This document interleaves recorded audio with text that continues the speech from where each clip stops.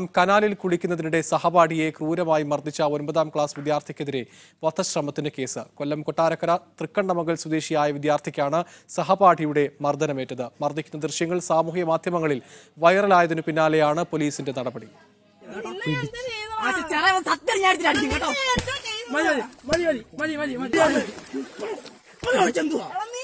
March 1 വൈകിട്ട് 3:30യോടെയാണ് സംഭവം.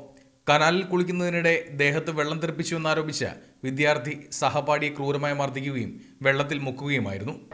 അടിച്ചവന്റെ പുറത്താരോ വെള്ളം ഇങ്ങനെ തെറ്റി അടിച്ചു. അതായത് ഞാനാന്ന് പറഞ്ഞെന്നെ ഒരുപാട് അടിച്ച്.